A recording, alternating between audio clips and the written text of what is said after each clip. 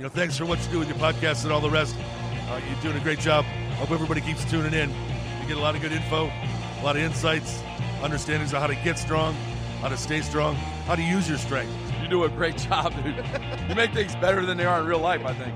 If you don't follow Massenomics, y'all do it. Social media, website, everything. Massenomics.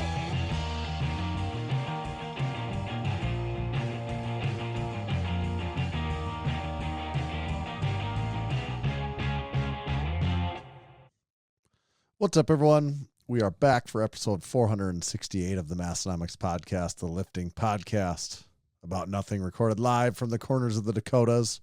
I'm one of your hosts. My name is Tanner. And my name is Tommy. Tanner, I think just we've been through so much the last several weeks. I think we should start with just a little focus session here. So if you'll allow me to guide this for a second, I'm going to need you to just silence your mind. Be quiet. Maybe close your eyes for a second. Really relax. Okay. Just get in the zone. And then get you in the right state of mind here. The mood. Yeah. Okay. Yeah, I haven't heard this for a while. That is, what's the name of that again? I keep the forgetting. Natty Anthem. The Natty Anthem. Oh my God, the Natty Anthem. It just comes in, and you're just ready to go the second you hear it. I kind of, when I hear it once, I kind of just think, I want to listen to this for 12 straight hours, is what my immediate thought is. 12 straight hours for 3 straight days.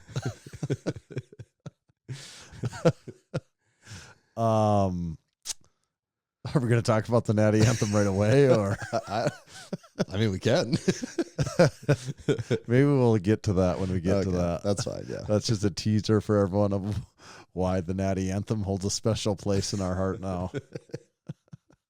Oh, it takes me back, the Natty Anthem. Yeah. You know what else takes me back? What's that? Supplements from Build Fast Formula. It takes me back to a time when we used to be a proper freaking country, and we just went to buildfastformula.com and purchased supplements like Full Blitz, their fully loaded pre-workout formula. We purchased supplements like Vaso Blitz, their dual nitric oxide support supplement. We purchased supplements like 80/20, nature's perfect protein blend of whey and casein. Delicious in chocolate, if you ask me. You can buy that and all the other supplements that they have available at buildfastformula.com. And also, you can use discount code Massenomics to save 10% on every order that you purchase there, and free shipping on U.S. orders over $100 or more. So check it all out at buildfastformula.com.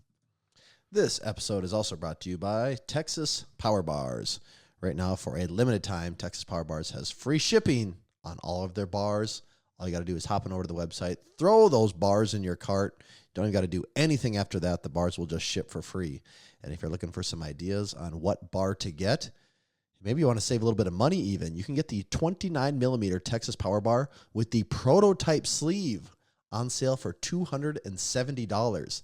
That is an awesome bar with just a very, from what I understand, a very minor variation in the sleeves from what the final production version is. But their loss is your gain, so you can save some big money on that and save again with free shipping. Other bars, obviously, you got the Texas Power Bar, the Texas Squat Bar, Texas Deadlift Bar, all great options to go with. Hopping over to TexasPowerBars.com right now and take advantage of that sale. Thank you, Texas Power Bars. Well, thanks, Texas Power Bars. I was just thinking something about, and then the Natty Anthem hit me again, so I completely lost it. It just took over. You lost all I'm hearing. thought. All I'm hearing again now is the Natty Anthem. Can you hit us with that one more time? You know what? You're saying that's all you're hearing? It is royalty free, right? I never stopped hearing it. I don't know about that. That might be debatable, but.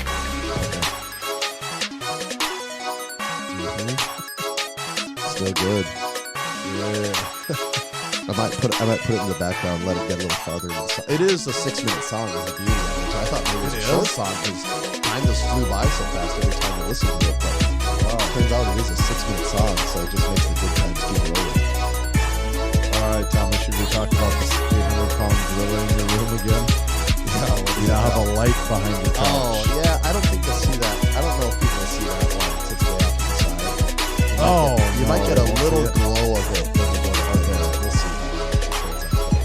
Okay. I'll tell you what. I bought one of these Dolby lights. Yep. And this one has the one that syncs to the music. So you turn the lights off down here, it syncs to the music, and then my other light over here, you put that one in disco mode, and my kids just think it's the greatest place in the world. They just want to like dance and go crazy. You're gonna have to get ones like that in the gym, and then shut the lights off in the garage. And I actually thought about it. That might be happening soon, and it's pretty impressive. The light is like this perfect continuous beam. There's no dots or anything. So I always wondered what it's like. People that lift like that when it's, you know, like they have it's all dark except for I'm still not sure I could handle a whole lot of that. That's what Here, hold on a second. What would it be like? Yeah, still good. Okay. Yeah, I don't know about lifting in the dark though. That's something about that. There could maybe be the right time for it. You know, I'm more of a garage door open kind of guy if I had my preferences. It'd maybe be a little disorienting, like I think it could like be a heavy squat, or something like that. I think it could be very well. So that's why you just got to play it safe, keep those lights on until you're really ready for it. Until you're really, really ready. We are back. Guess who's back? Back again.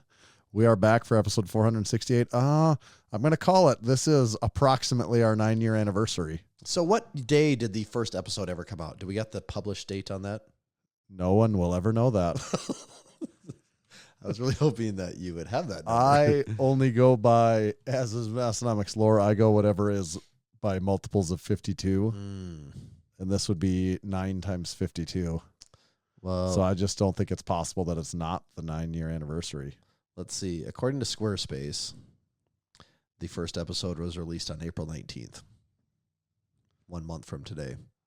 Yep. But so this is definitely the 9-year. You add in some leap years and stuff in there, and all of a sudden, you know, Is that what happens? Is that what gets us off by a month?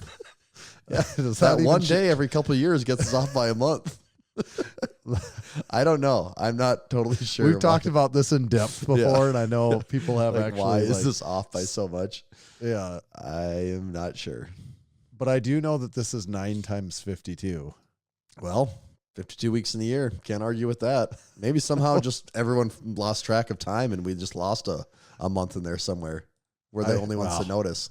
With everything going on back in 2020, That's right. You know, everyone's just been so busy lately. They're not keeping track. It's just everyone has been staying pretty busy. I've kind of noticed that about this group. We are back though. We're on a little trippy poo we went on, and by this time everyone probably has at least seen some of what we were up to. I mean, So if you where haven't, the heck what are were you we, doing Tommy? with your life? Yeah, where the heck were we? We made the trip down south to winter away in North Carolina, like we always do. Oh, wait a second though. Dr. Hogan is right. Some of the first ones we released like 3 all at once. Yeah, you know what? I actually just had that pulled That's up. what it was. They were, yeah. So here's the first one was That's April why. 19th. The second one was April 20th. Third one was April 24th. So yeah, those That's first what it three. was. Yeah, there's 3 in 5 days. That's why. That would mess it up. So yeah, this is definitely still the 9-year anniversary then. As far as time goes, not. As far as episodes go, yes. Presumably, it's the we are recording at the 9-year anniversary from when we first recorded, because we probably recorded those a week apart each time. No, we recorded the first 2 at once for sure. Oh, we did. Okay. Yeah. Yeah, I think you're right. Yeah. Don't spoil my theory. So, I mean, yes, like I said, as far as 52s go, we are there. As far as time goes, not quite. Got to save that. Big Anthony turned 14 when the second episode released. And now look at him. Now he's a Hall of Fame member and a golden PP. Just living his God, best I bet life. when he was 14, he could have never imagined what it. You know what? Who's the young man from the Arnold, the 10-year-old? I forget his name. Was it Dylan or Was it Clayton? Clayton? Big Clayton. Was Big Clayton alive when Massenomics started? 10. First episode was 2016. But when Massenomics started, He probably was, because this is yeah, showing the gym like was started in 9-ish. November of 2015. Yeah, it would be right around there. Right. I'm So guessing Big he was Clayton- probably very, very young. Yeah, like a few the months youngest Massenomics fan was barely born when Massenomics started. And now look at us. Yeah. Big things Oh, coming. Yeah. Big things coming soon. But I interrupted you. Where the heck were we again? I forgot. Oh, already. yeah. We were in North Carolina, Yeah. like we always do. Yeah. Just make our little way down there. You know, it's no big deal. So we're going to recap part of this episode. At least we're going to talk about some of the events of that trip. But are you feeling thirsty over there at all? I'm hella thirsty. We got a real legitimate what's in the can segment this week. You'll really be doing good, Tommy, if you can tell me who this was courtesy of. I was really hoping you knew. I can't remember. It's not the guy that gave us, no, we did meet, not meet, we met him before, obviously, but the guy that gave us protocol, but it wasn't him. No, I don't think so. Yeah, But I forgot about the that. protocol guy was at the He was Arnold there. again I this year. forgot about talked to that. him. I Yeah. remember him. I know what he looks like. This guy is the guy. No, this is from the guy that gave us the Coors Light Twins Cup. Oh, yeah, that's right. Yeah, you're right. Isn't he from the Northeast? He's from like I think New he's Jersey a Jersey or something. guy, isn't he? Yeah. I don't think he's a supporting member, which is just a travesty. If you're listening to this, We'd love to have him. tell us what your name is, and B, sign the frig up to become a supporting member. Yeah, we see him every year. He's got the shaved head. Pretty sure he's Yeah. from Jersey. Somewhere in the Yeah. Northeast for sure. This is our call out that you need to be a supporting member. You're deep enough in this thing. There's just Claim no your reason for you to title in not the be. Discord. Yeah. Yes. So what the heck is this one? Is it Bellevue? Is that how you say this? I don't know, French or something. Yeah. And it's a blackberry flavored sparkling water. Here it is so everyone can see it.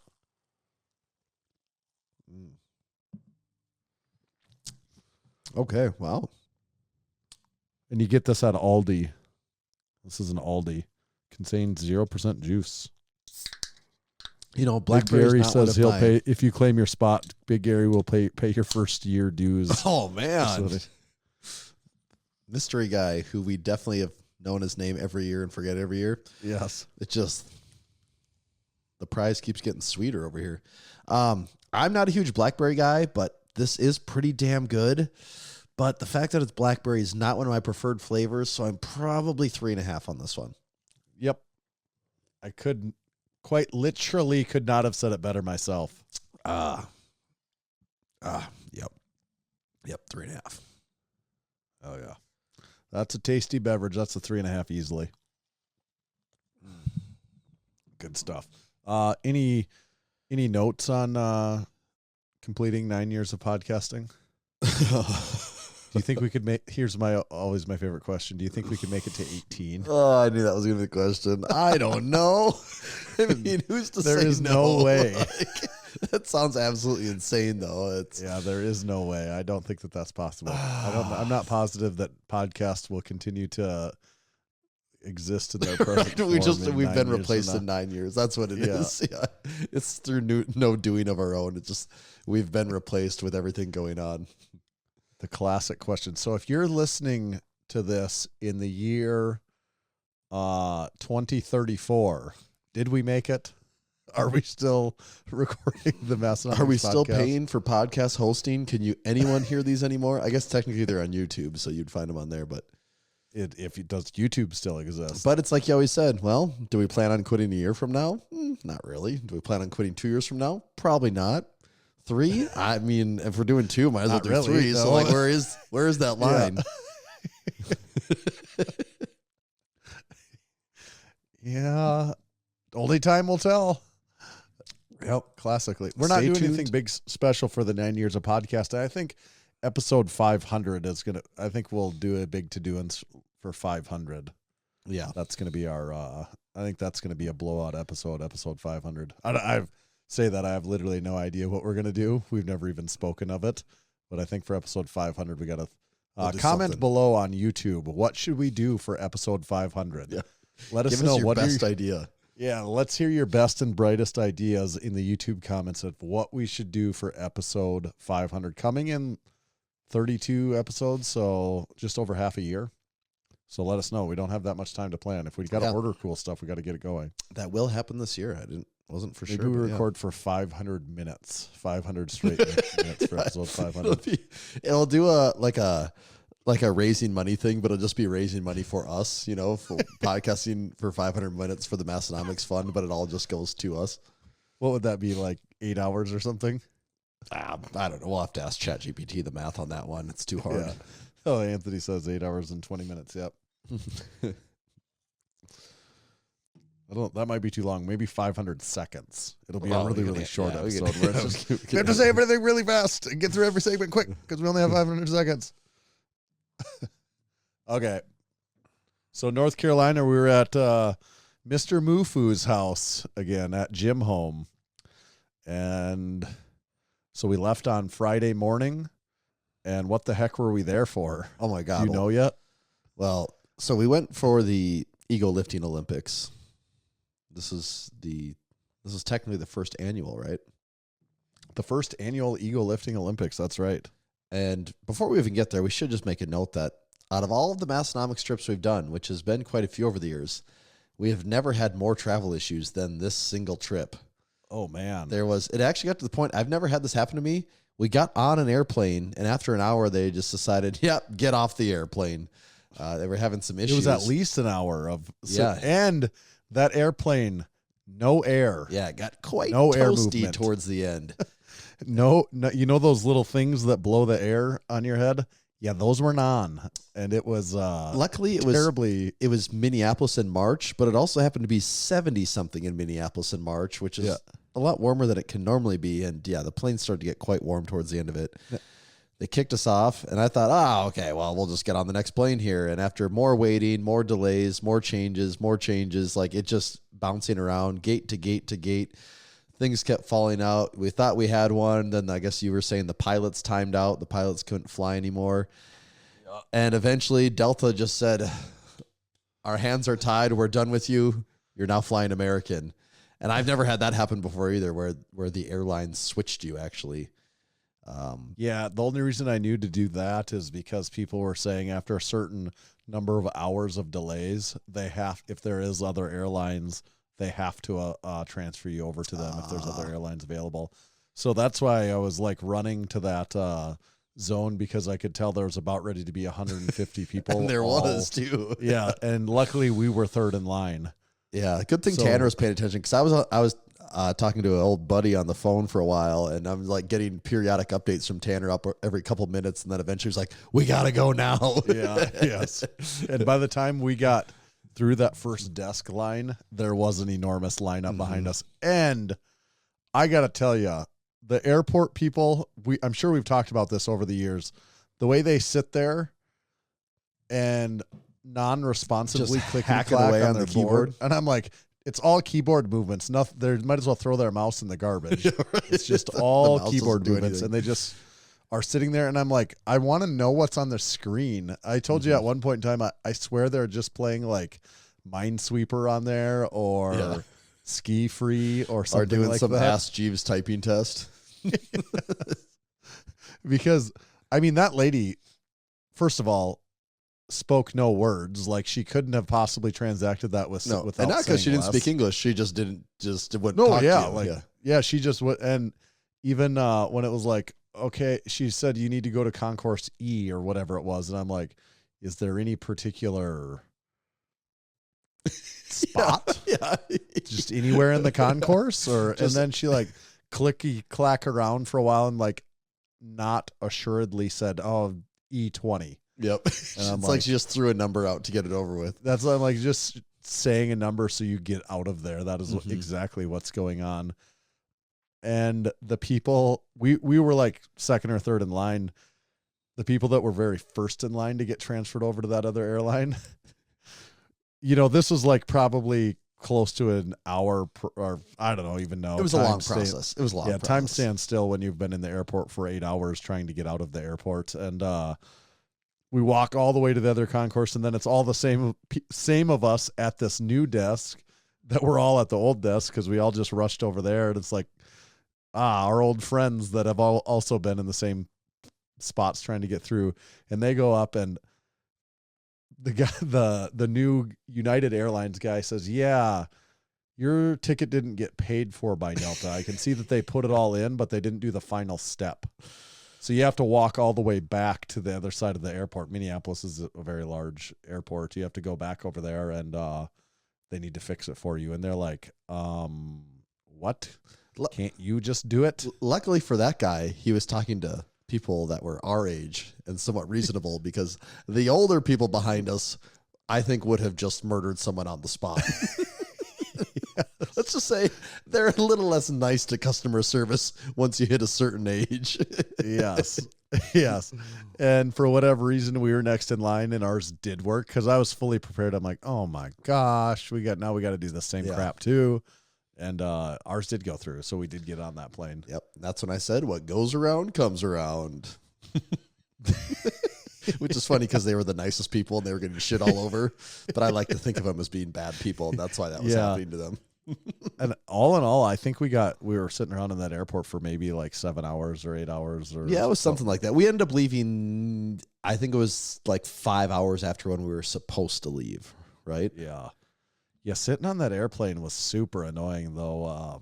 Not that it was that hot, and not that it was smelly in there, but there was something about the stuffiness of that plane. We were just so amped up the whole time, like, we got places to go. Here we go.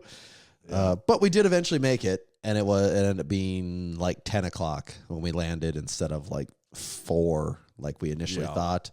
We thought we were missing out on all the good action of because everyone else got there early afternoons. They were hanging out all day, and it felt like we were late to the party. But we got there. Everyone hung around for another hour before we took off. But it was fun. Like we showed up and we got to actually meet everyone for the first time. Mikey, maybe me. We got to meet Boogs. We got to meet Joey Satmary. We got to meet Brian, Juji's film guy. Yep. Who am I missing? Mark, and Mark. We've met Mark before. We've met Juji before. We've met. Have you met? Let's see. Have you met Joey before? Or was that just you've met Joey? Oh, so, yeah, that's right. We did talk to him at the Arnold for like a second, didn't we? Yeah, a few years ago. I forgot about that. That's right. But to see everyone together in one place is really funny, and just to get the vibe from everyone, because you never know, like going into something like this, how is everyone going to be?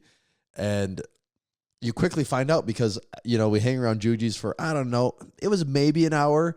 And then he's like, all right, we're going to the Airbnb. And Juji got an Airbnb for everyone to stay at. He stayed at his house, but he got one for all the rest of us. And we get to this Airbnb, and it was just hilarious. The group of people that were, it was like a college house. And we just get there, and we started our ritual of plopping down in the living room and just talking for a few hours every night and getting to know everyone. And it was a good time.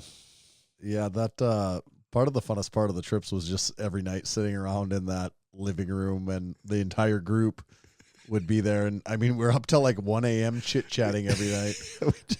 We did. We stayed up until 1 o'clock every single night. Everyone just sitting in a circle in the living room. Some of us on the couches, some of us just on dining room chairs.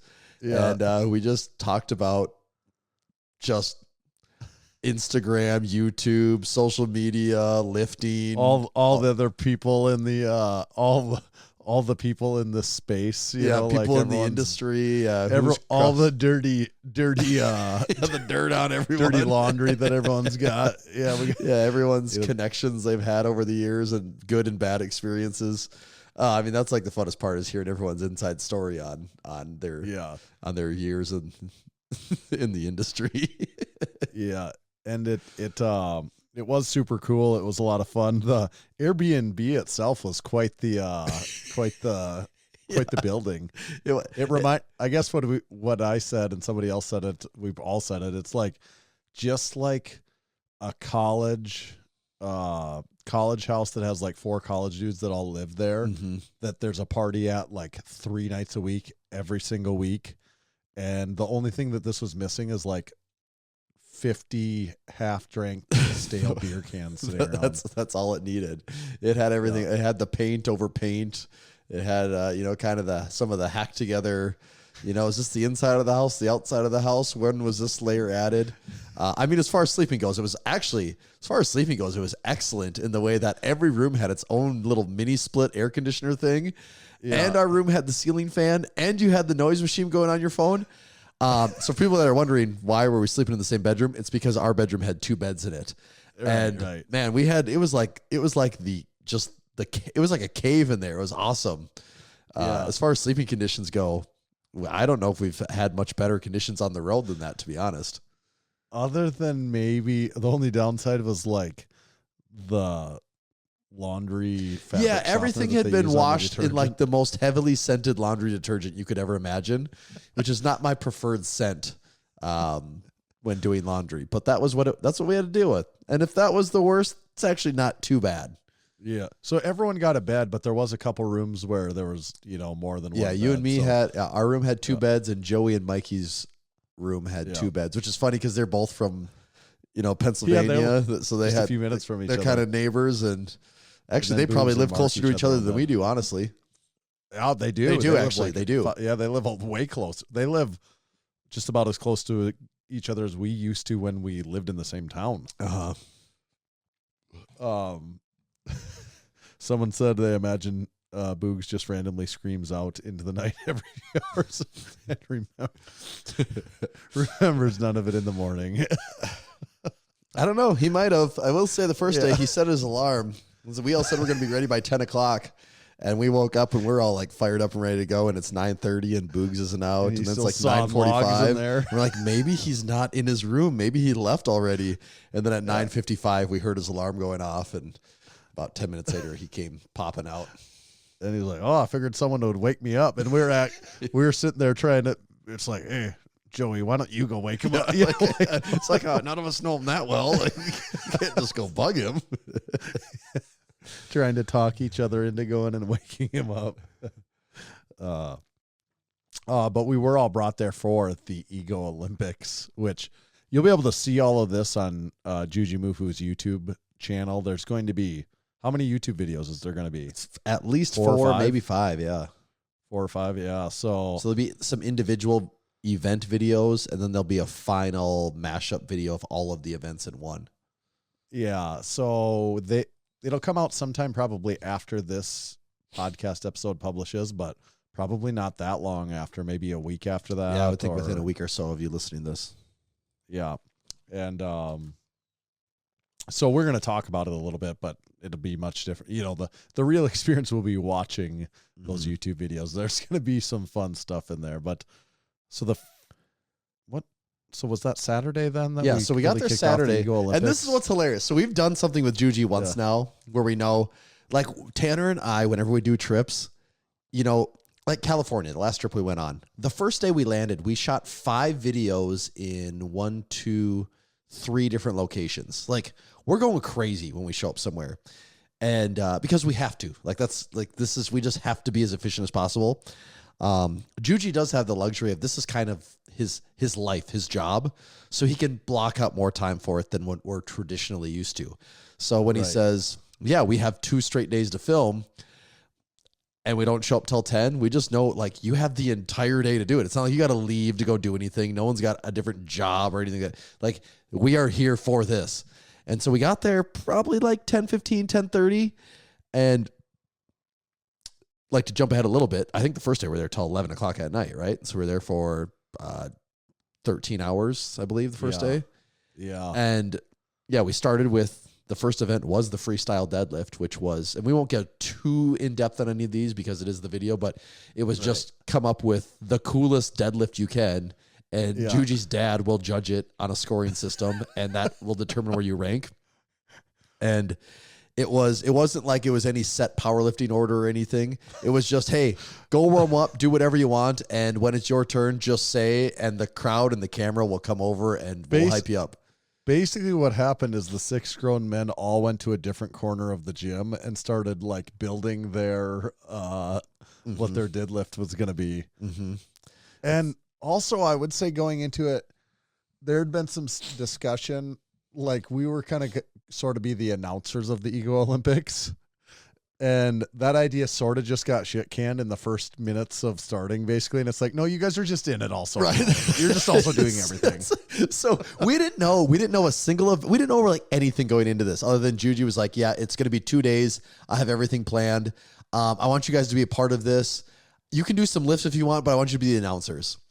And we quickly figured out, like, I don't know. I don't think we need to announce anything. It just feels that just wasn't going to be the flow or the vibe. Yeah, I feel like it didn't fit the format. And then Tanner, the first thing with the freestyle deadlift, you're like, oh, I think we should do something. Like, we can do something together.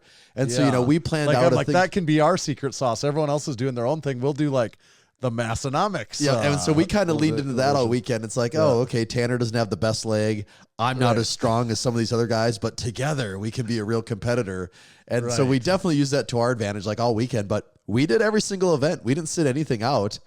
We gave everything a real try. Some things we did pretty well at, some things not so well at. But I did not plan on that at all going into it, thinking that we would be an actual part of the competitor list. And when the whole thing was done and the awards were tallied, I mean, we were on the score sheet right just there like anyone in the else. thick of it. Yeah.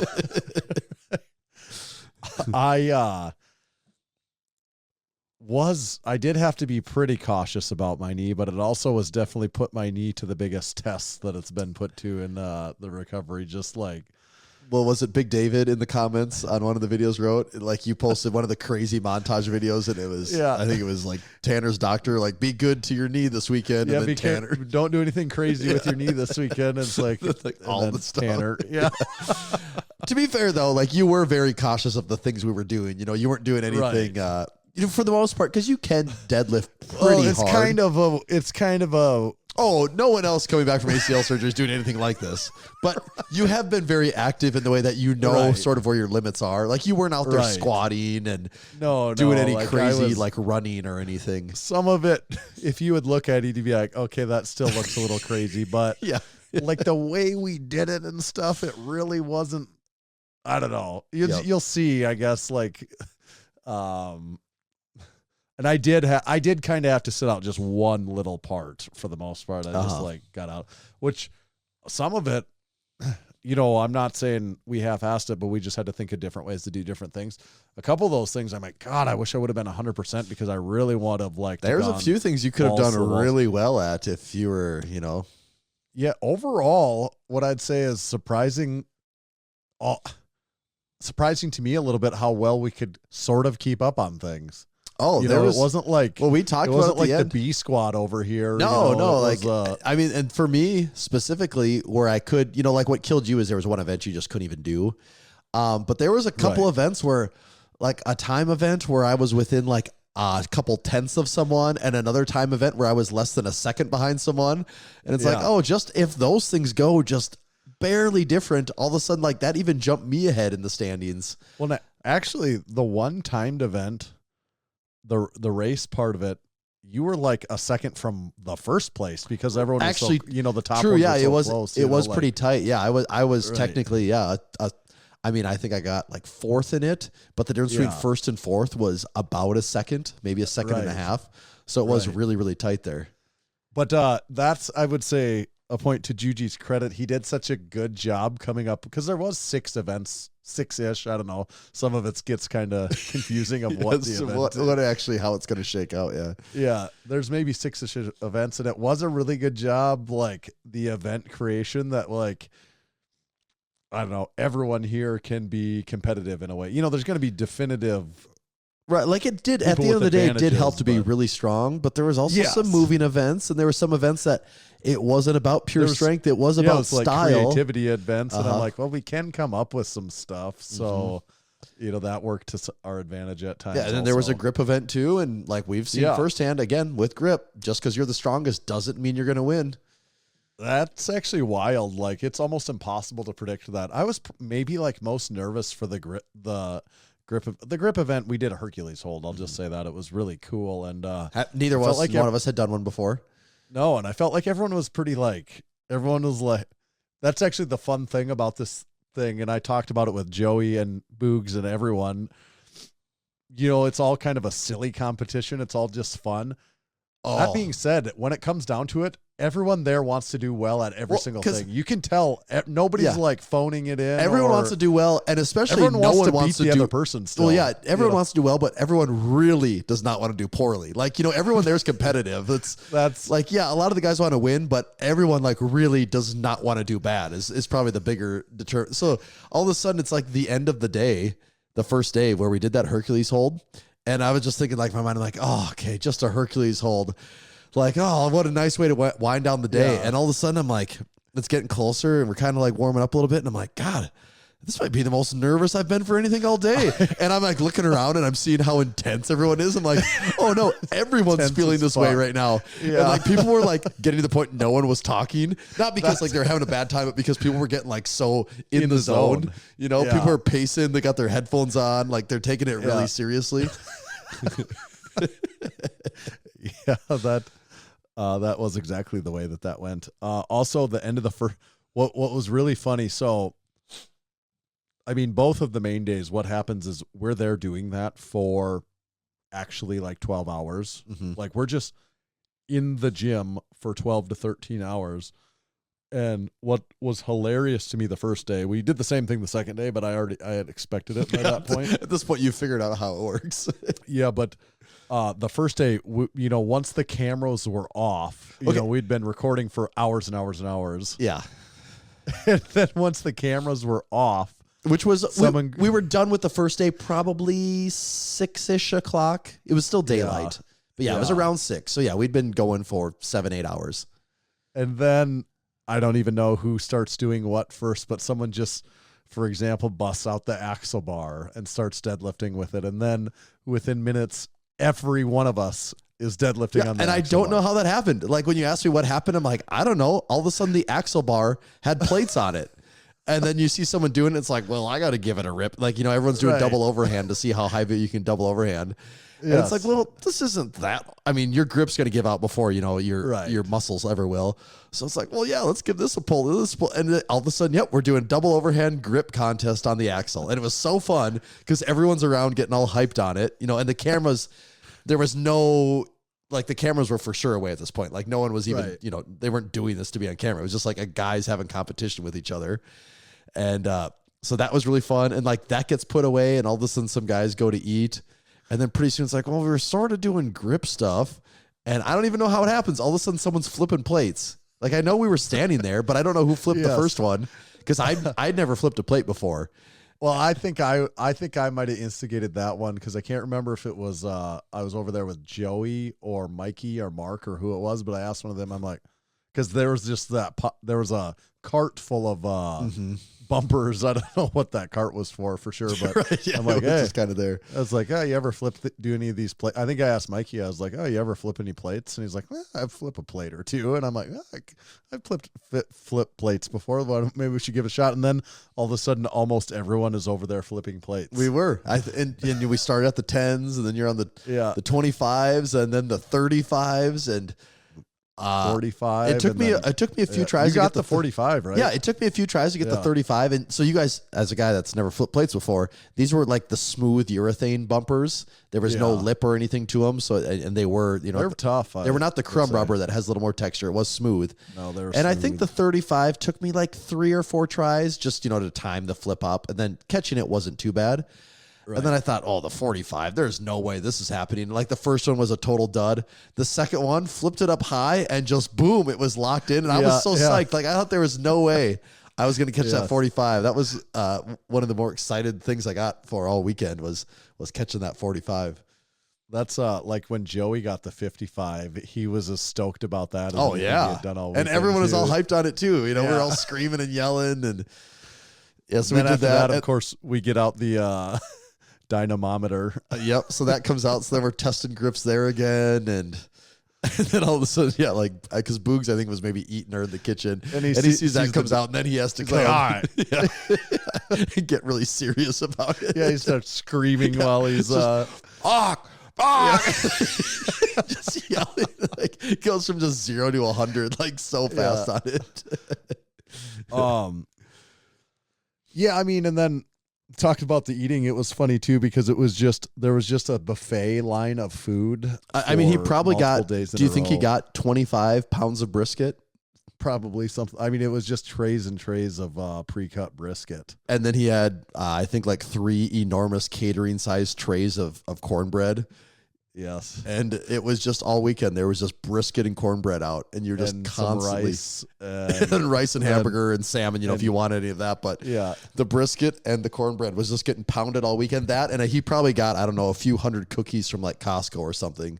So just all these trays of cookies. I've never ate so many cookies in a weekend in my life.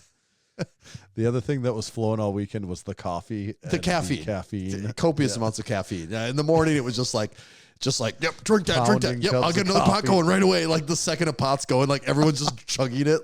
You know, like it's just, like we can't, like you showed up. There was no expectation to do anything until people's caffeine levels were in check. Well, you and I had talked about it even before the first day. We were both like, yeah, I'm going to be taking more caffeine than normal because there's a certain level of energy with that group And just of people. And expectation of I'm that's- not going to be that's- just the one sitting around. I'm not going to be like, Right, you got to match the you know. vibe. Like you're not going to go to a college party and be like, "Oh no, I'm just going to stay sober and watch what happens here." You know, it's the same Right. thing. You're not going to go into this and be like, "I won't do any caffeine. I'll just watch you guys get all hyped up."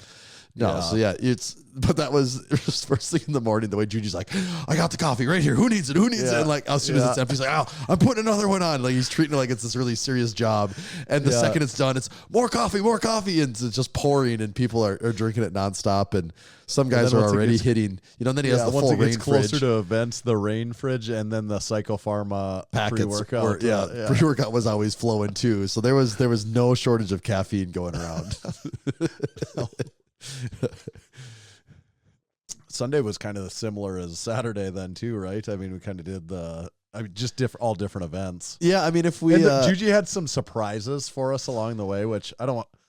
Some of that you'll just see in the video. Yeah, you but just gotta where watch the I'm video. like, there was legitimate surprises where there was like unveilings where we're all like behind a door waiting to see what, like we don't even know what we're doing next, and it's like something comes rolling up, and we're like, whoa, right, that surprises with some random like surprises, or like with prizes and stuff like that. I mean, there was no shortage of surprises and things that he had put some serious planning and thought into, and also spent some serious money on. Yeah. I mean, I think he told us this is one of the most man. expensive videos he's ever made in his entire YouTube history. I believe should we say the present that we all got, or one of the one of the I think we main, can say that. I think people probably gathered that or a rough idea. Everyone got a power pole. Yeah, so Chuck Vogel after the power pole race, he did say, "Okay, stay up here, guys," because we were more up by his like barn shop thing, and he went down the hill. And a few minutes later, he comes back with these wagons pulling just power poles for everyone, which was hilarious. You didn't expect to see a power pole making its way. And then so everyone's putting the power pole on and like sword fighting, jousting each other with power poles, and we did the team breakdown. Everyone bring it in, and touched our power poles in the middle, and So our power pole, we were Mark Rosenberg deadlift lift broke down his power pole, and he put was it on also his checking a check bag too, though. Yeah, he put it in his check bag. We don't check bags because we are not psychos. We don't check bags on flights. So We trust no one. yeah. So Mikey, maybe me, is he muled our power poles to Pennsylvania, and they're now waiting in Pennsylvania for their next ride. We think we know just the kind of mole candidate that might be able to get those power poles picked up for us. So deliver them to Western Northeast South Dakota. So they'll be waiting for us someday. Yes, they will. Trying to think of what else. The first day, if there was anything else that just stood out to me, shouldn't say the first day. Saturday, after we got done, got all back to the hotel or the Airbnb. That was the one where I'm like, all right, do we go to bed? What's going to go on here? And it was the same thing. We all sat in the living room. We were back by probably 11, and we had a good 2.5, 3 hours of talking we had to do. Yep. And the whole group, every time, there was no one was like, yep, I'm going to bed early. Like you could tell nobody. No, the no one was ready to conversation check was out. so fun. Nobody was like, Well, and it was nobody's like gonna be willing to miss a second of it. No, and like we were laughing about it. We were dying the next day because Mikey and Joey both drove from Pennsylvania. So we when we drive back to Juji's house from the Airbnb, we hopped in with Mikey and we were laughing about how funny it was, how most people, that conversation would just be the most annoying, boring, because we went in depth talking about Instagram and like YouTube and things like, and it's like, oh, these grown men talking about their social media profiles and just going on and on and on. And like, we're all loving it and like nerding out on it. And there were so many things that most people would be like, God, please make it stop. But we did a lot of that. And we asked Boogs a lot about the behind the scenes of wrestling, which was hilarious. It was pretty. I mean, I'll be honest, interesting. it was really cool. It was really interesting. There's a lot of people that would have really enjoyed that. Yes, and his some run-ins he's had with some show business and auditions and things over the years. So it was really interesting to hear that. And I loved the one.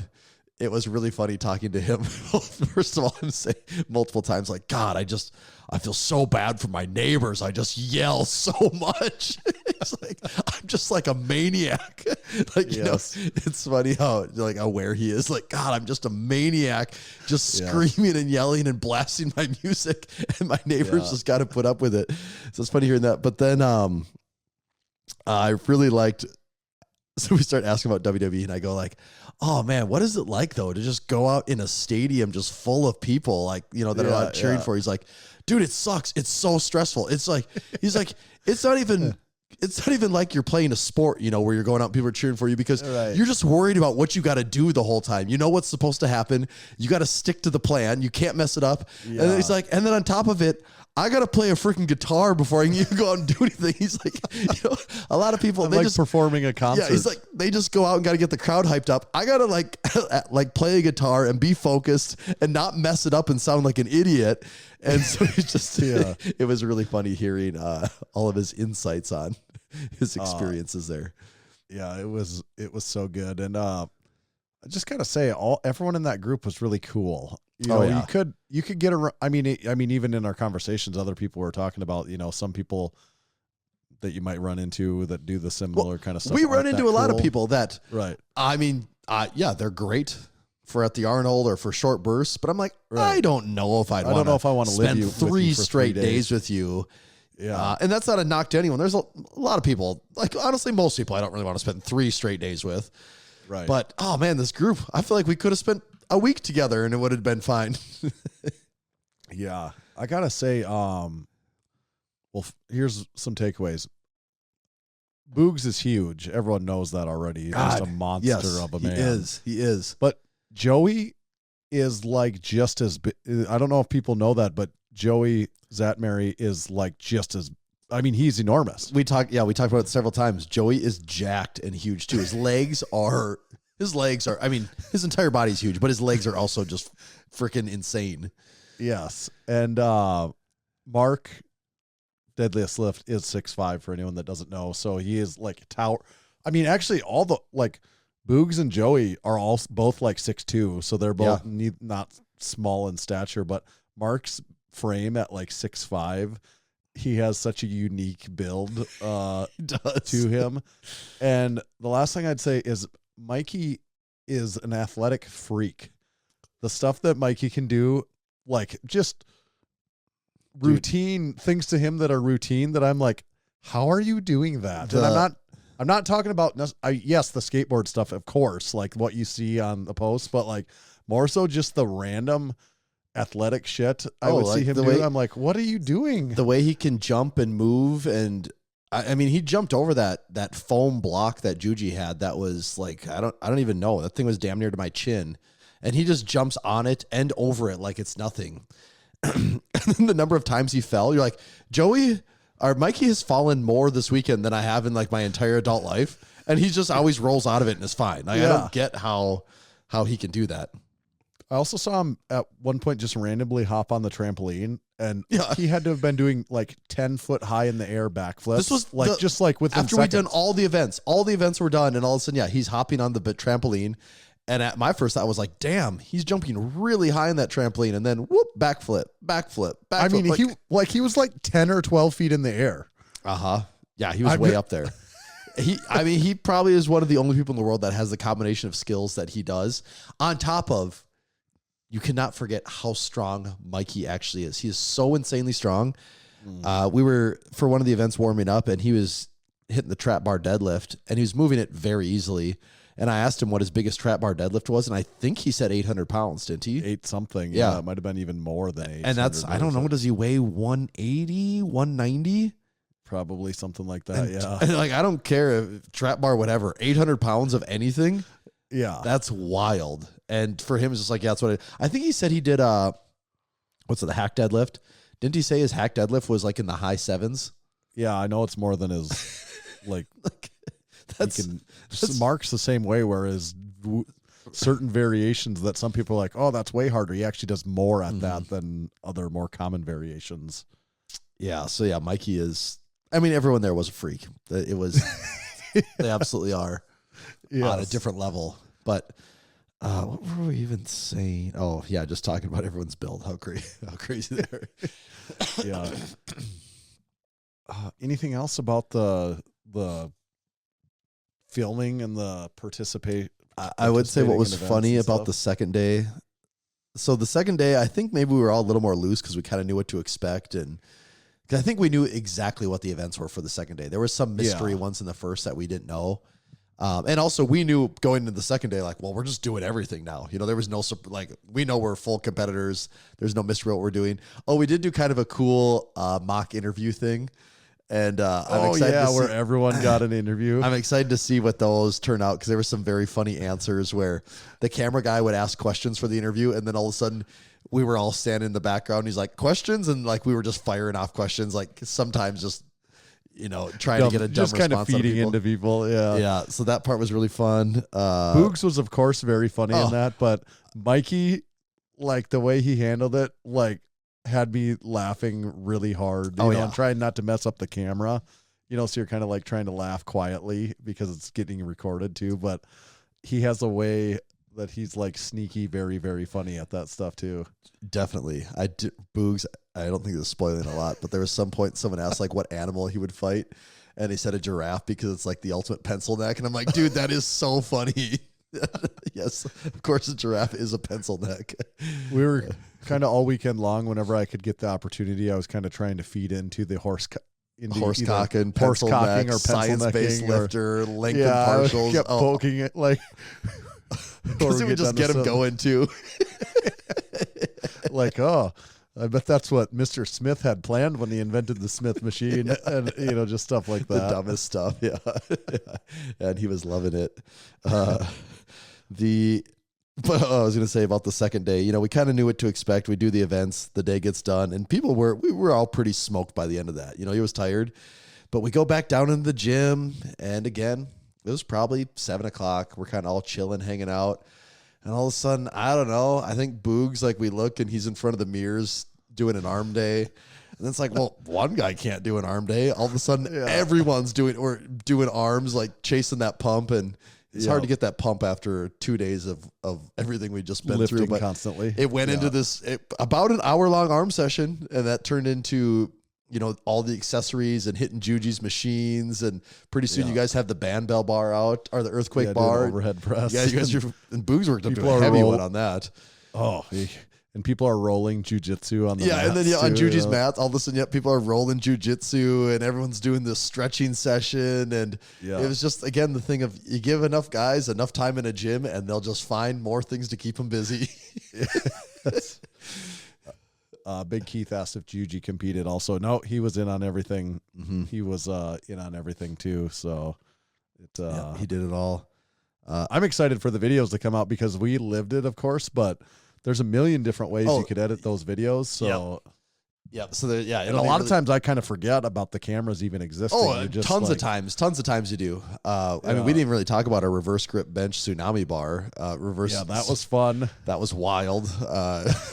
Did not know what to expect there. But again, if I had to say, we both did pretty damn good at that one. You performed really well on that. Like, it actually, as I was watching you in some of the later ones, I'm like, God, he's making it look easier than, like, you were making it look easier than almost everyone else. I would say this, and as dumb as this statement sounds, reverse grip benching the Tsunami bar up to 308 pounds, easier than a straight bar. Go over, I would also say that under 300 pounds, me and the Tsunami bar, I felt like I could just rep out anything all day. Like it doesn't matter what the number is. Just I'll hop up there. If it's under 300 pounds, I'll just do it in a second. It was so easy. Even 308 felt pretty easy. Made a pretty big jump after that, and it got really hard really fast. But again, we're talking about comparing my all-time bench PR to a reverse grip Tsunami bar bench, which is pretty dumb when I think about it. Your last attempt was close to that. It was actually like the same as your third attempt in your last powerlifting meet. Yeah, like all-time bench PR. Or the second attempt. Yeah, which is really dumb. On any other day, it'd be like, this is the craziest thing ever. And at the time, it was like, well, I'll probably hit this, right? Like, it didn't seem out of place at all. Just because when everyone else is, your perception for how weights even feel just disappear. Like, you're so out of your element on everything. It was so weird. I can't even, it might have been like 270 pounds or something. I went to do one and I got like locked. You were in stuck this at the top. 3/4 up spot. And a couple people kind of laughed about it because I wasn't like struggling or anything. I was just holding it like you were like 2 inches from lockout, and it was like you were just frozen. And I was watching. I was so confused because I think I might have went right before you. And as far as I'm concerned, I could have done 100 of them. It was the easiest a bench has ever moved in my life. And I just got I'm like, I don't know, something's wrong with my arms. It was because I was like, what it was is I was like, weren't you? Too narrow, and then I went way too high on my chest. Yeah, and I got in this spot where I'm like, it's not heavy, but I also can't like move it up without like it falling out of my hands or So I'm just like, But then after seeing the way some other people are doing it, I switched up a little bit, and then I was like, oh, okay, this I was moving up in weight, and it was getting easier because of. It was giving me flashbacks to when we did slingshot bench at Jen Thompson's, where all of a sudden you were like what I thought. I'm like, God, these Tanner's weird not bench doing variations something are right. really screwing me up. Yeah, I'm like, Tanner's not doing something right here because I am like repping out this weight. I'm not going to say no problem, but I'm repping it out. And Tanner looks like he might as well just be benching raw, and he has a slingshot on. I never caught up on the slingshot thing when we were doing this one, at least like right at the ship. You actually got better as the day went on that one. Yes. But when we did the slingshot, what was it? Slingshot? Just slingshot bench, I think is all we did. Was it just slingshot or was it? I think it might have been to a 2-board actually or something. Yeah, a slingshot board, and I could not. It felt like 100% of the weight was in my hands. Well, it looked like it too, watching you. Yeah. But this was different. But then after a while, I'm like, oh, thank God I can do it. Otherwise, I was going to be like the first one out on that, Yeah. We did shoot a couple videos of our own then too that'll be showing up on the Massenomics YouTube, and there's cameos from the whole gang in those videos. We did a couple of equipment review videos with some help of the guys there. So I think that those will be pretty fun. Yep, yeah, we had we phoned some friends to get the expert opinion on that. I just kind of scrubbed through them quickly here. They're pretty good watching them back. Trying to think. Well, last week we had Nick Camby on. Oh, yeah. We talked about the Tsunami bar, And then, of course, all weekend we're using the Tsunami bar. And everyone wants to know when Massenomics Gym is getting a Tsunami bar. And it's not official yet, but I think that we are going to get a Tsunami bar. At this point, you can't not get one, though. I kind of feel like we're pot committed to the Tsunami bar. I damn near felt like I had to order one after this weekend, but it's just... It was cool. I'm not going to say never, but... personalized with his name on it, and it was pretty sweet. Yeah. It's still a $700 bar, but... I do think the move is probably to get the heaviest one. Because that way you can really load it up, There's no way. It has to be that one. I think so. And yeah, I was actually surprised. It was a fun bar, though. It's wild. And the bar was used a ton over the weekend between deadlifts and benching and just everything else. That bar got some miles on it. Yeah. I also post a picture the way we had the plates loaded on the Tsunami bar for the benches. So it's just like a block of plates. Yeah. We had each side had 10 10s, 15s, 25s, of the bumpers on weights. It. So it just looked like this enormous. It looks like when people draw clip art pictures of bars and barbells. That's what it looks like. The whole thing's bending like crazy, and it's just a solid block of weights. Dr. Hogan asked if there's a cheaper blue version from another company. Well, I'm not sure, but Tsunami itself does. There are 6 versions of the bar. We were on the Max which is the heaviest version, the most expensive. There's also the Sport and the Speed, I think. Yeah, and there's all those like Something numbered ones that are a lot smaller too. Those are way smaller. But after this weekend, I'd have a hard time saying you'd ever need to get one, or like you should get one that's not the heaviest one. Yeah, that's what I would think too. It was cool. It's fun that we were in that group of people. Yeah. You know, like I think there's probably countless number of people that would watch that and are like, that would be so fun, Dude. And I'm thankful that we were able to be in on that and that a part of the group. It was a cool time. Mm-hmm. And I don't think I'm speaking out of turn when I say this. I think everyone in that group would be like, oh, I would do that with those guys again. Like I felt like everyone had a great time. Yes, I think so too. Final night after it was all done, we said our goodbyes to Juji because we wouldn't be seeing him again. Went back to the Airbnb and did one more till 1:30. One more night of staying up till about 1:30 in the morning. And people don't realize this. We all said this. I never really sleep that good on Massenomics trips because you're just thinking about so much Massenomics stuff. There's so much like either trips on the line and itineraries, or with the Arnold, just money and shirt. I mean, there's so much on the line.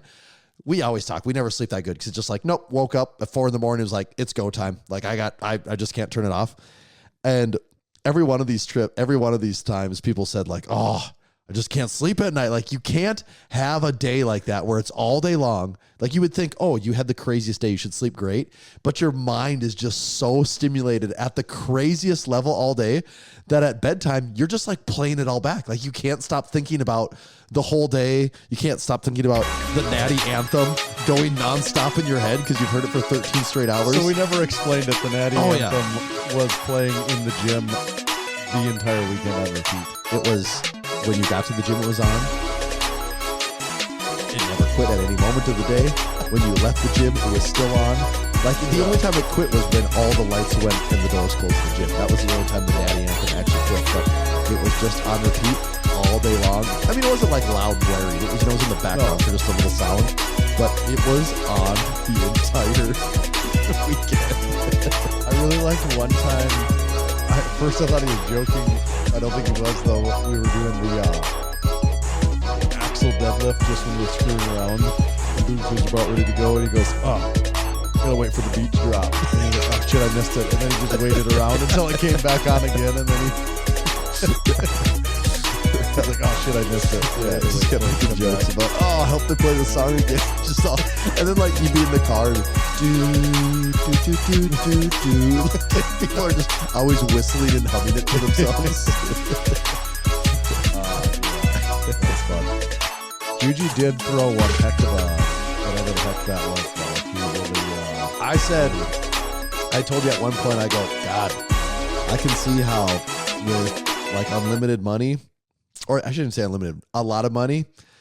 It's like, yeah, building like a shop, even if it's 2,000 square feet, that just has a bunch of lifting shit in it. And it's just like, yeah, once a month, I'm putting out 3 tables worth of food. Everyone show up at 10 a.m. and we'll stay here until no one can take it anymore. And I'm like, it's just a great time. You know, you're not bothered with TV. You're not hardly bothered with phones, nothing else. You're just in your own little world. And it goes from lifting to competitions to things that don't matter to hanging out to all of a sudden. I mean, it was such a fun weekend. It was so fun. I have a hard time believing anyone that really likes going to the gym would not think that this is one of the best weekends of their life. Gary asked if the weekend gave us any ideas for the Lift Hard Live Easy Classic. Other than we play the Natty anthem all weekend long. I guess we actually, because normally a lot of times we do, if we pull ideas from things, this gave me a lot of weekends. I'm not sure it gave me any for the Lift Hard Live Easy Classic because that's such a different event. Like that, this was just a hangout of a small group of people. The Lift Hard Live Easy is, I mean, like the closest thing to an actual event. Right. You know, I don't think the two scale very well. They're just different. Yeah. Yeah. Keith also asked if we talked any of them into coming to Aberdeen. Well, we're not going to spoil any surprises, but I'll just say this. Yes. So there will be some point here, some fun stuff coming from that. Short answer is yes. I believe some of them will be making the pilgrimage to the Mecca. Yep. All right. Anything else on the Ego Olympics? Stay tuned for the YouTube content coming out. Ours and mostly Juji's, honestly, is where the really, really awesome stuff of the actual event is that you're not going to want to miss any of that on the Jujimufu channel. Yes, we definitely missed stuff because there were so many things that happened that weekend that it's impossible to remember them and play them all back. But the big one is watch out for that YouTube videos, all of the YouTube videos. Make sure you watch them, comment, like all the good stuff. So Juji knows how amazing of a job he did with it all. Also, head over to thestrength.co. That's where you can get the Made in America black E-coated, smooth yet easy to grip, the go-to plates. Many people are calling them the go-to plates of Massenomics Gym. This just in. They are the go-to plates of Massenomics Gym at thestrength.co. I just got another pair. We can talk about that after the ad. We can. Yeah, you did just get another pair. It's never the wrong time to get another pair of Strength Co. plates. Just ask Tommy from Massenomics. Check them out at thestrength.co. Now have their lowest shipping prices ever on their iron plates, also bumper plates and deadlift jacks, whole bunch of other stuff there. Check it out. And this episode is also brought to you by Barefoot Shoes. You can head over to barefoot.store to see our favorite barefoot shoes on the market. They have a great selection, everything ranging from low tops to high tops to work boots even. Right now, actually, just got back from Juji's. I wore my Ursus low tops canvas with the gum sole, black canvas gum sole the entire weekend. Never took them off. My feet did not bug me once. I felt great the entire time. And I mean, that's from hard cement gym floor to grass to outdoor cement to gravel. I mean, it was all conditions. And my feet felt amazing the whole time. The shoes held up great. And I stayed fresh and feeling good. If you head on over to barefoot.store, you can buy any of their great shoes and save a little money if you use code Massenomics. It'll save you 10% on your next purchase. Barefoot.store, code Massenomics, save you 10%. Thank you, Barefoot Shoes. Yeah, there was a lot of barefoot shoes there. Actually, yeah. Me, Mikey, Mark, we were all wearing barefoot the whole weekend, actually. Yep, good barefoot crew. Okay, so we've got supporting our supporting members. We need to talk about, the Perfect Little Sweeties Tommy's Home Gym collab. We need to talk about our huge hype on this April 1st, 2025 mystery drop, possibly our biggest drop that we've ever done. We're not going to spill any major beans yet, but maybe a little bit of hype on this. I also want to talk about a pretty impressive head fall. At what point in time do we want to kick out the live listeners? Maybe they should go now. Okay. Before we get too deep into it. Yeah, they've already heard enough. I think we would need to kick them out. As you do that, I'm going to talk about this week's edition of supporting our supporting members. It's a relatively new segment to the Massenomics podcast. It hasn't been around forever, but it's been around for a while. It's our segment where we give back to those that give to us. You can also give to us if you'd like by heading over to massenomics.com/join. That's where you can find out all the information about all of our supporting member levels. We would love to have you find a level, choose it, pick it, sign up. Becoming a supporting member is the number one way to support the Massenomics podcast. So first of all, the guy that gave us that BlackBerry can, for the love of God, become a supporting member already. Tell us your name, sign up and say, I'm that guy that gave you the BlackBerry can and the Twins cup. And then everyone else sign up too. We do appreciate it, every single one of you. We like to give back in a number of ways, like you get access to our Discord. You can listen along live. There's a discount code only for supporting members. You get early access to drops. You get access to our powerlifting meet, strongman events. It's pretty much the only way you get signed up for any of those. And you make it onto this segment if your name is Big Sterling, because he hit a family PR. He has a baby arriving tomorrow. Oh, yeah. So he's going to hit a family PR. So we're actually wishing him well wishes just on the front side of that. And then also Big Ron was the guest on this week's episode of Unpaid and Underrated, our bratty little sister podcast over at Underpaid and Underrated. You can check out Big Ron this week. Very great listen. Good job. Well done, Big Ron. Thank you to all of our supporting members. Did you kick them all out? They are out of here. Oh, finally. Yeah, so April 1st, 2025. We can't say what it is yet. Just But say we are gearing up for we it's might just- have changed the game. Yeah, there is a single product release coming April 1st, 2025. What day of the week is April 1st? Does it even matter? Tuesday. Works out pretty good. Perfect. Glad it's not like a Sunday morning or something. Yeah, going to be a perfect, nice little Tuesday this week this year, and I think that's going to drop relatively early in the day on April 1st. And I'm just going to admit it, we changed the freaking game here. Good. Can't understate enough how many phone calls back and forth, conversations, R&D time went into this one. Possibly more R&D and more R&D into this than any product we've Let's just ever say the released. world didn't want it to happen, but we made it happen. We made it happen. There was a one way or lot of another. roadblocks along the way, but we, as dedicated as we are, would not give up on it. Yeah. There's been some talk that maybe that April 1st coincides with April Fool's Day and possibly this whole thing is a farce and there isn't a product. To that, I would say, you just wait. I You can just assure wait you, and see. there's no joke To about that, the I amount say, of time. do you think we are the guys that would goof off about Yeah. having a really cool thing to No. release? No. Like, would we make that up? No, there is no joke about the amount of time that we spent prepping this damn release. Yeah. We're not the type of company to just like leave you hanging and hype up this big product and then not have a real product. No, not cash out when we can. Yeah, so stay tuned. April 1st, 2025. It's going down. The game it's going down for real. It's been 1 week since you looked at me.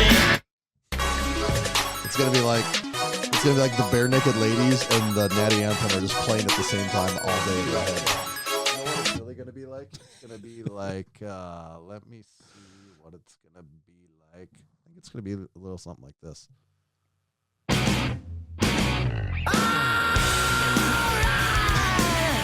That's just how I'm gonna pop out of bed in the morning. On April 1st. Yeah. My alarm's gonna go off, and it's gonna be like this.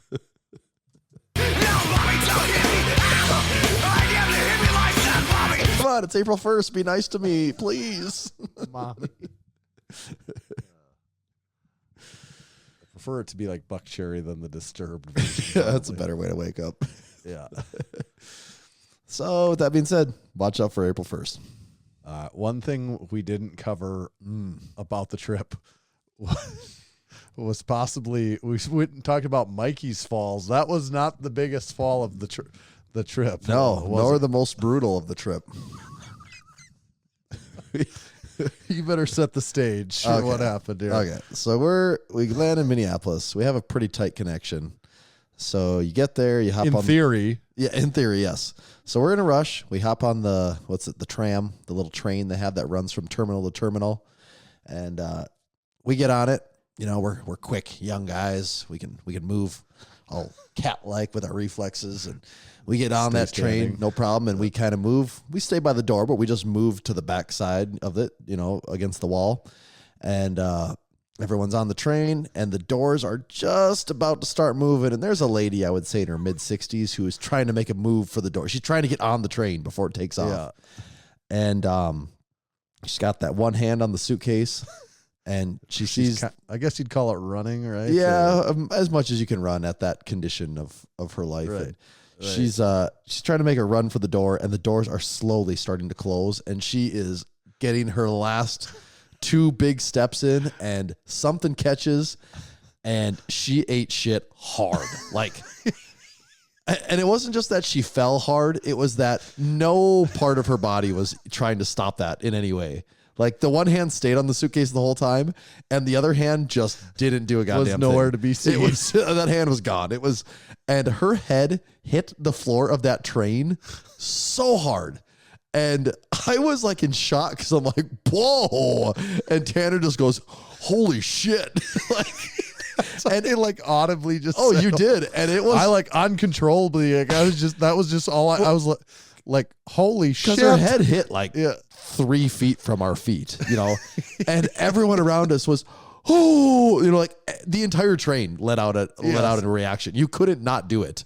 Yeah. And so she's on the ground and the train doors are trying to close on her. And like the intercom thing is doing the automated, you are delaying the train. Please move from the doors. And like they're trying to close on her. And luckily for us, because she had glasses on. Those are the glasses broken and Tommy picks them up off the ground. And luckily for us, there was a lot more, I should say, like helpful, caring women in the space because I didn't know what the hell to do. I'm like, did I? Like, I'm not going to let you rot, but there's probably someone here that's better at what should happen here than me. Yeah. And yes, luckily there was a group of like 3 or 4 ladies that were like instantly there to help her. And I just thought like she landed on her head really hard, but then she popped up and blood was running down her face. And it's like, So yeah, it was as bad as it looked actually. And, luckily for her, for that lady, there was several actually, of course, one of the people's a doctor. So right. I'm a doctor and, although she did not say that right away. No, she did I had not a lead feeling with that. she was trying to get to her flight too. And then eventually was like, okay, I guess I'm I like gotta morally do something. obligated to help here. Yeah. But there was several people that said, I don't have a tight connection. I'll stay with her. I'll help. And then we did. So we knew she was in good hands. We ended up getting some food and we saw her on a like bench. 30 EMTs around all her. come help her. And I mean, she did walk off on her own. And I mean, it wasn't like I think she was okay, but I mean, she probably had a concussion. I was going to say, it wasn't like she passed out, but yeah, she probably did have a minor concussion of some kind. Probably the hardest I've ever seen someone just in public take a knock to the head, though. Just to like continue to paint the picture a little bit on this, the way she fell, it like, when someone does the worm, they get that whip, her whole body whipped her face into the ground. Like she didn't like fall and skid her face into the ground. No, her head broke her fall. Like it was, and all the direction of the force. It wasn't a slide across like the direction was continuing to push her forward. Down. Her momentum all went whap until it hit the very last point of her body, whipping through the motion, like cracking a whip, was her face into the floor of the tram. And it was like her forehead cracked open was like, it was absolutely something you would have seen on like a Tosh.0 or like Ridiculousness or something. Like where I'm like, whoa. Yeah, it was that was like the hardest I've ever seen anyone fall in public ever. It was shocking to me. Like I was just like speechless by what happened. It was crazy to see and for it to be right at our feet too. I mean, we saw the entire thing happen. It wasn't like there was definitely several people that heard a noise and saw this lady on the ground, but no, we saw the entire thing take place and it was wild. And everyone was very nice and she was taken care of, and you got her glasses. I mean, her glasses were ruined. There's no way that those were bent the again. other way. Yeah. I looked down and I'm like, the arms are going like opposite directions. I'm like, those are ruined. Yeah. So stay safe out there, people. Be careful. Which all reminds us, make sure to get yourself a drink spotter from Massenomics.com so that doesn't happen to you. Yes. Now I got to hear about what I've been wanting to hear about is the collab. I actually already watched the video. For the record, I never miss a Perfect Little Sweeties YouTube video, so I've already watched it. So I kind of feel like I was there with you guys. Was that just last night? That was last night. I joked when he left. I go, all right, now I expect to see this up before the night's over. And it was up an hour later. I'm like, oh, damn, he's not fooling around here. He was on it. He did show up.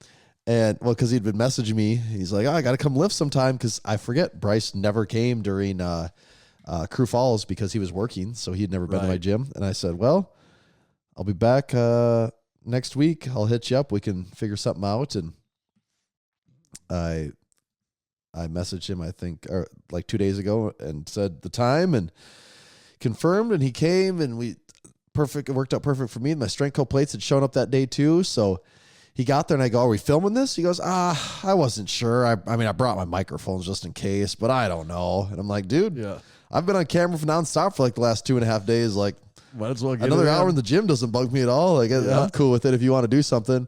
He's like, yeah, it's just kind of a pain. I'm not sure. And then about 30 seconds later, he's like, yeah, I better do it actually.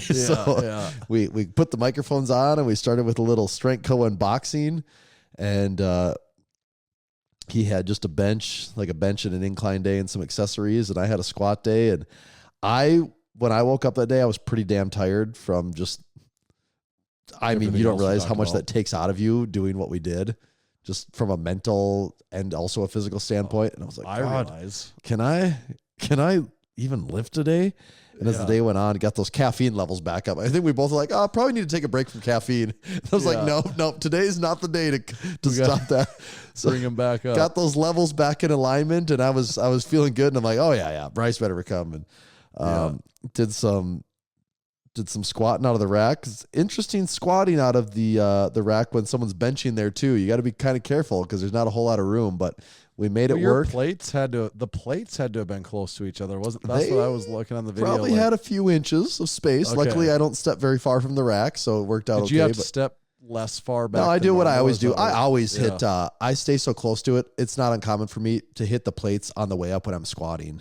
Yeah. On the actual rack because I stay that close to it.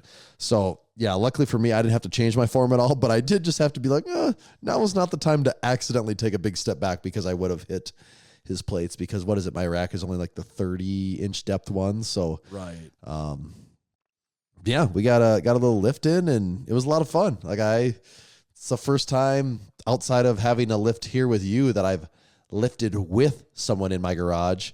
And, yeah, I forget what it's like to just lift and have someone to kind of talk to, while you're in the gym, actually. So with the new pair of Strength Co 45s, did you have enough weights then? Well, technically, I could have used one more pair of Strength Co 45s. I do have other 45s here. Yeah. But Bryce was just like, just keep throwing 10s on. And so to get to his last, his top single was it 345, I think? So we were up to 275, and then we just put 40 pounds worth of 10s on each side and then I think like a 5 to get to the 345 or whatever he was going up to. Yeah. Yeah, it looked like fun. Oh yeah, it was a good time though. Okay, so we had a lot of collabs this week between just collab city over here. Perfect little sweeties. Yep. I do have I was doing a little thinking, Tanner. I have a little machine suggestion for you, I think.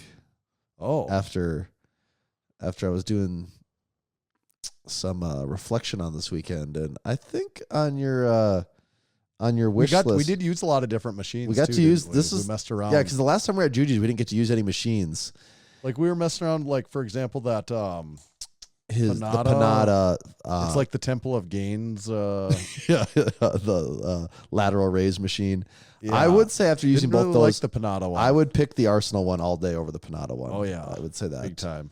But I think one thing you could maybe put on your wish list someday, I could see in the Massenomics gym a gluteator in there someday. I think that would be a pretty cool little addition to the gym.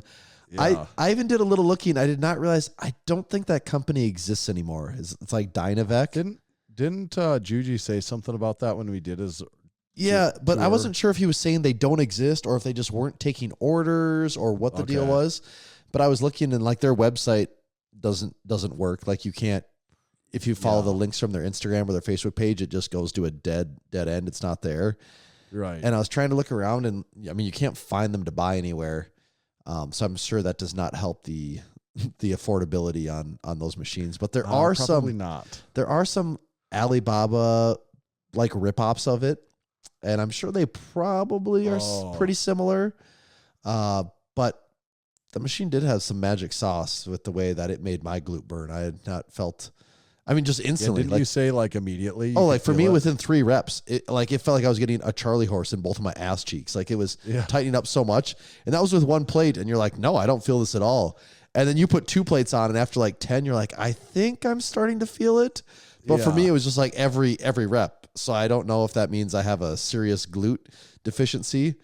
But with that being said, glute building is on the menu. We're addressing that weakness after here. After that machine didn't really take up that big of a footprint. No, that's what I was going to say. That was the other thing is, as far as machine goes, it is a relatively small footprint. Like it's probably not a whole lot bigger than when we're at Paul's and his Titan leg extension machine.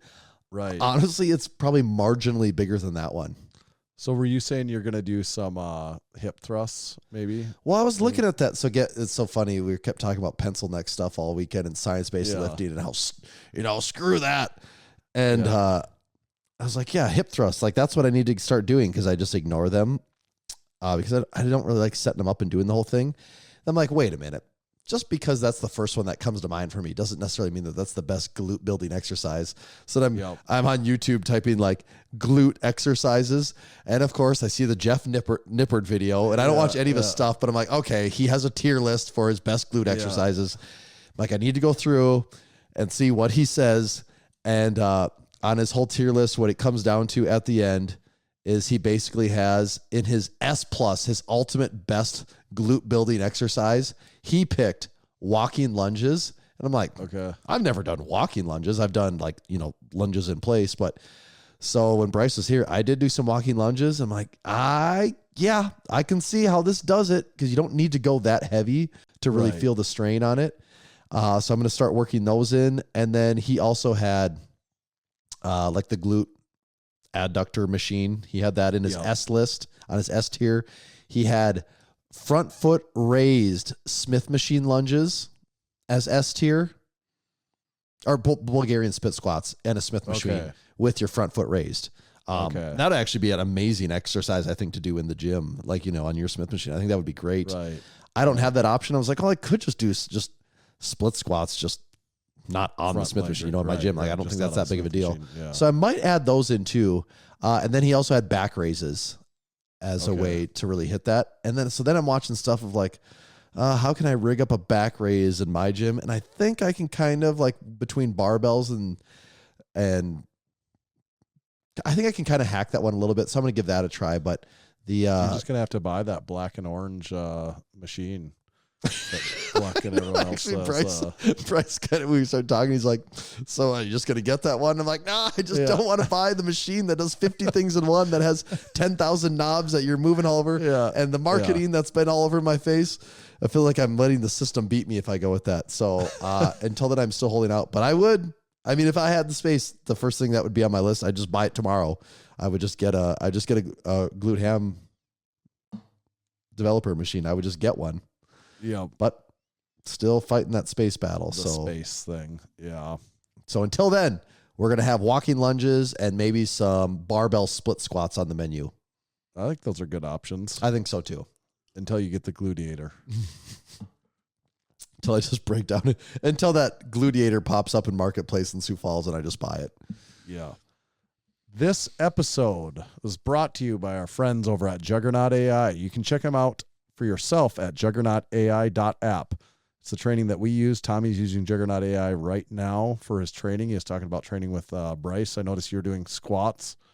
What was your scheme for squats on Juggernaut AI? So I officially restarted my program because the last month and a half have been brutal. So the last month and a half has just been Tommy programming himself, just kind of hanging on. And this was the official start of my 18-week program or whatever it ended up being. Into the Lift Hard, Live Easy Classic in case anything comes up. Yep, in case something comes up. And my top set was a set of 6 at 365. My drop sets are about 345, but they were so easy.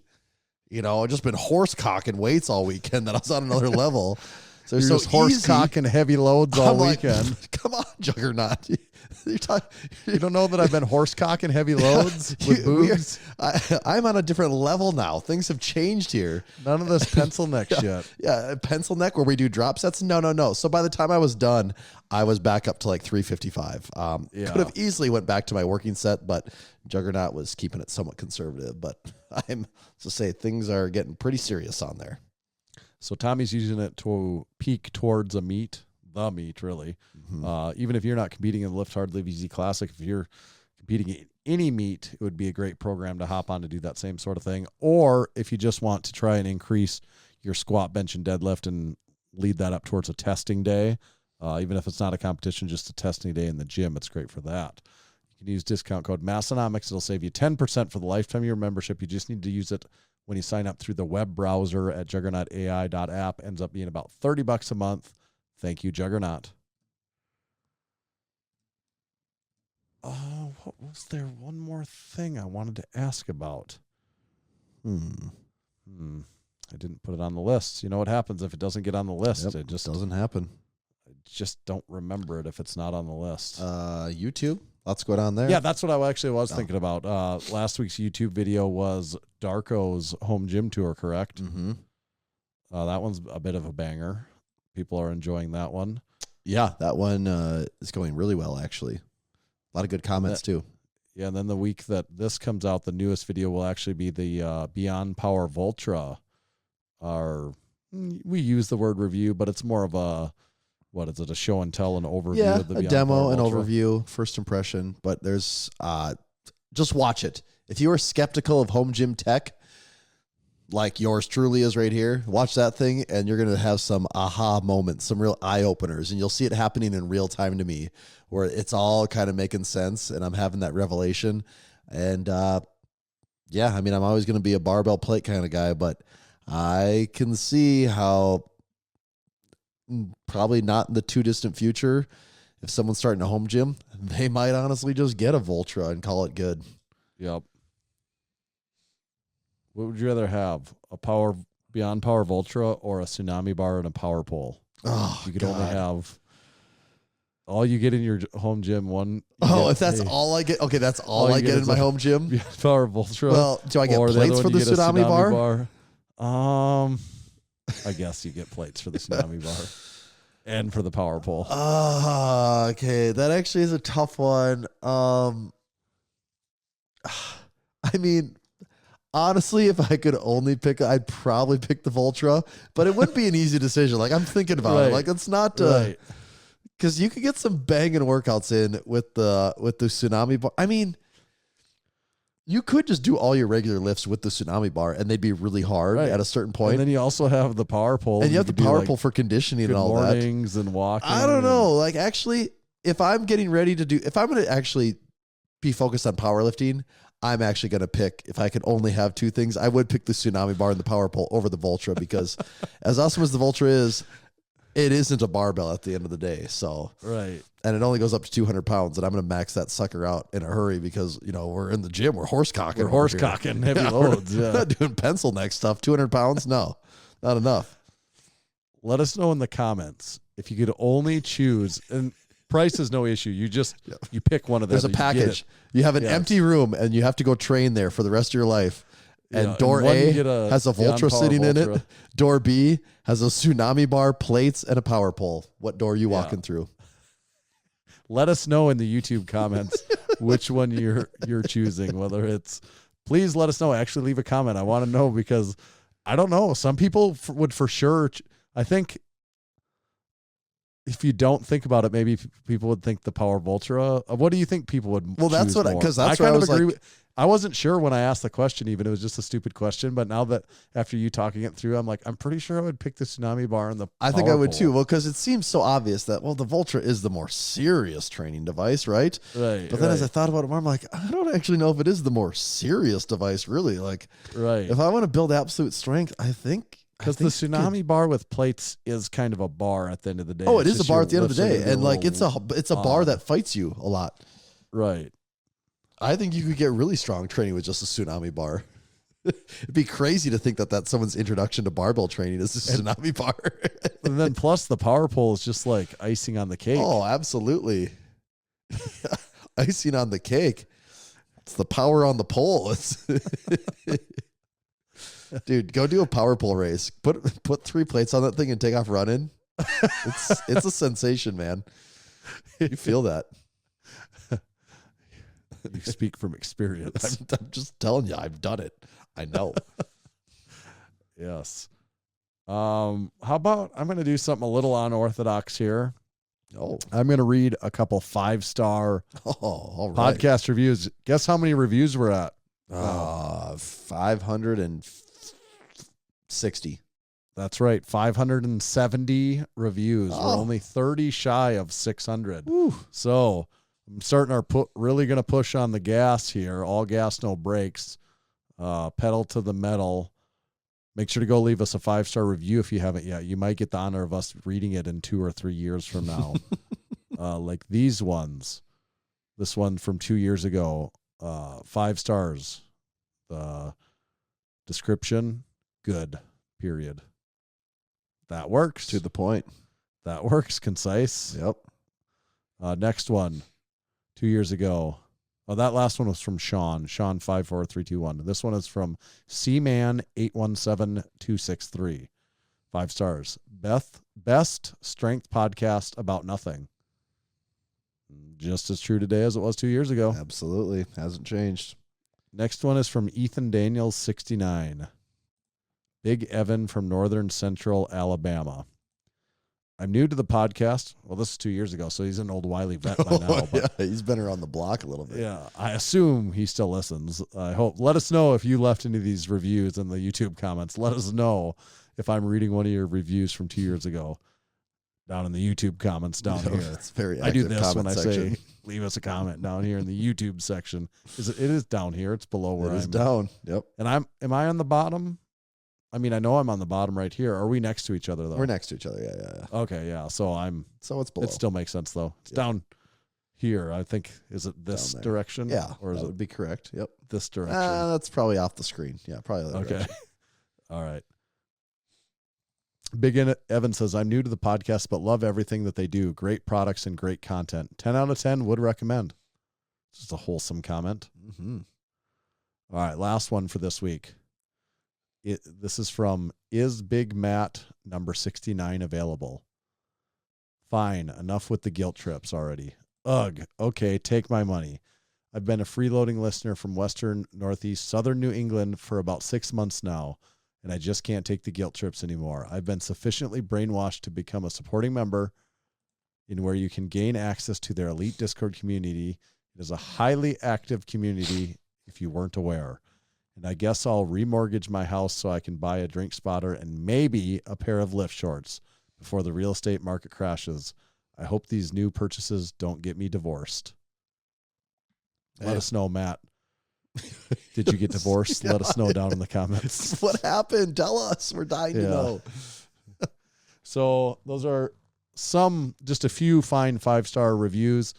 Please leave us one. We are on the road to 600, and there's something big coming when we get to 600. We all know that. As there always is. Yeah, stay on the lookout for that big April 1st, 2025 drop. One of our biggest of all time. It's just our biggest of all time. Just one single product. In the meantime, buy everything else from our website. Our T-shirts, hats, shorts. Still have a decent selection of the lifting department black mesh shorts. Someone did buy every pair of 4X that we have. God, I saw that. So we no longer have 4X. But One person came in and said, I want them all. If you're listening to this and you're a big fella and you like 4X, 3X of like tees or shorts or even some sweatshirts and hoodies, we've still got you covered. There's a decent selection for the big fellas around there, so make sure to check it out. Tommy, where do they find you at? You can find me at Tomahawk_D. You can follow me at Tanner_Baird. Just make sure to follow Massenomics at Massenomics. Wait a minute. That's not the ending song. I like it though.